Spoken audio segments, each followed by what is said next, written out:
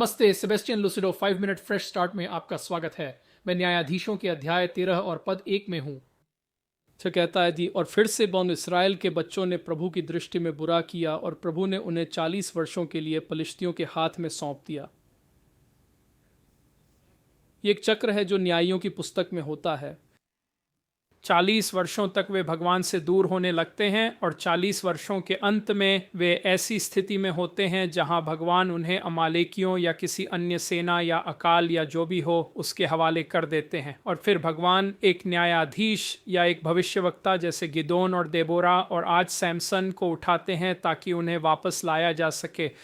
और इसीलिए यह एक चक्र है, एक नियमित चक्र। और यहाँ हम देखते हैं कहानी की शुरुआत में सैमसन के बारे में। दूसरे श्लोक में कहा गया है, जोरा का एक व्यक्ति था दानियों के परिवार से जिसका नाम मनोअह था। उसकी पत्नी बांझ थी और उसके कोई बच्चे नहीं थे। और प्रभु का दूत उस महिला के पास प्रकट हुआ और उससे कहा, देख कान, अब प्रभु का दूत पुराने नियम में यीशु है।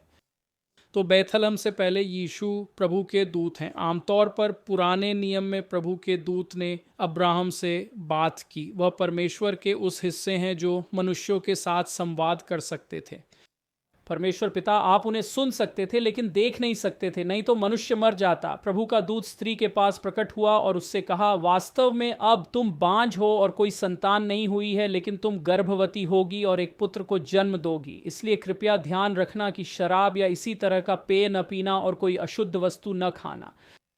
देखो, तुम गर्भवती होगी और एक पुत्र को जन्म दोगी। उसके सिर पर कभी उस्तरा नहीं चलेगा, क्योंकि वह गर्भ से ही परमेश्वर के लिए नाजीर होगा। वह फिलिस्तियों के हाथ से इसराइल को छुड़ाना शुरू करेगा। और यह एक चमत्कारी जन्म है। मेरा मतलब है, फिर से यह बांझपन से आशीर्वाद की ओर है ना? हम इसे कई बार शास्त्र में देखते हैं, किसी बांझ व्यक्ति में ईश्वर की शक्ति का प्रदर्शन बांझपन को दूर करने और एक बच्चे को जन्म देने के लिए। तो सैमसन के बारे में दिलचस्प बात उसकी नाजिराइट बुलाहट है। शास्त्र में बहुत कम पुरुष हैं। कुछ हैं जैसे कि जॉन द बैप्टिस्ट, जिन्हें अपने पूरे जीवन के लिए नाजरी होने के लिए बुलाया गया था। आमतौर पर यह एक व्रत होता है जो 1 या 2 साल या 5 साल तक चलता है, लेकिन नाजरी व्रत उनके जीवन पर जन्म से ही था। और प्रभु यीशु का दूत उसकी माँ से कहता है कि आप जानते हैं, उसे नासरी के रूप में जीने के लिए, उसे नासरी के रूप में पालने के लिए। नासरी व्रत में बाल कभी ना काटना शामिल है। तो कोई भी चेहरे के बाल, सिर पर कुछ भी, गर्दन के ऊपर कुछ भी, आपकी दाढ़ी, आप शेव नहीं करते, आप अपने बाल नहीं काटते। आप खुद को संवार सकते हैं लेकिन आप अपने बाल नहीं काट सकते। आप कोई भी किण्वित चीज़ नहीं पी सकते, यहाँ तक कि अंगूर का रस भी नहीं पी सकते। मेरा मतलब है, अगर आप गिनती पढ़ें तो आप देखेंगे कि आप जानते हैं कोई भी किण्वित चीज़ जैसे शराब या सिरका, ऐसी कोई भी चीज़ आप नहीं ले सकते, या यहाँ तक कि अंगूर का रस भी नहीं ले सकते। नाजरी व्रत में इसे लेना मना है। आप मृत शरीर के पास नहीं जा सकते या उसे छू नहीं सकते। यहाँ तक कि अगर आपके माता पिता की मृत्यु हो जाती है तो आप उन्हें दफनाने के लिए तैयार नहीं कर सकते। आप बस नहीं कर सकते, ये मना है। शमशोन की शक्ति उसके नाजीर व्रत में थी और उसने इसे नियमित रूप से तोड़ा। सबसे पहले ईश्वर द्वारा दिया गया एक बुलावा और उद्देश्य आपको चरित्र से मुक्त नहीं करता। उसका चरित्र बहुत खराब था। हम देखते हैं, मुझे लगता है कि यह न्यायाधीशों की पुस्तक के 15 या 16 अध्याय में है। वह एक शहर में जाता है और एक वेश्या को पाता है। वह पलिश्तियों की एक महिला से शादी करना चाहता है।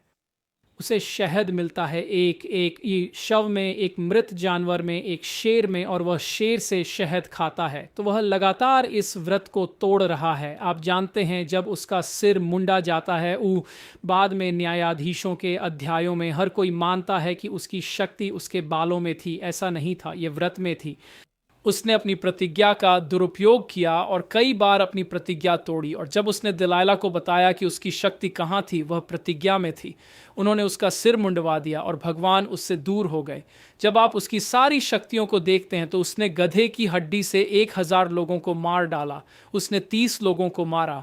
उसके पास ये अद्भुत शक्ति थी, लेकिन हर बार जब उसने उस शक्ति का उपयोग किया तो कहा गया कि प्रभु उस पर आए। और इसलिए ये पवित्र आत्मा और प्रभु थे जिन्होंने उसे वह शक्ति दी।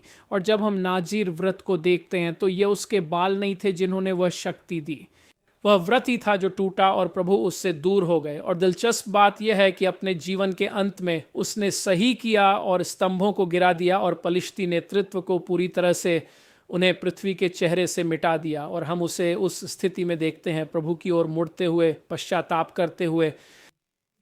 वह मूल रूप से एक सर्कस का किरदार था। उन्होंने उसकी आंखें निकाल दी और वह गेहूं पीसने के लिए चक्की का पत्थर धकेल रहा था। वह उस स्थिति तक गिर चुका था और अपनी मरती हुई जिंदगी में उसने कहा, प्रभु मुझे एक बार फिर ताकत दो और मुझे फिलिस्तियों के साथ मरने दो, मुझे उनके साथ ले चलो। और उसने वही किया।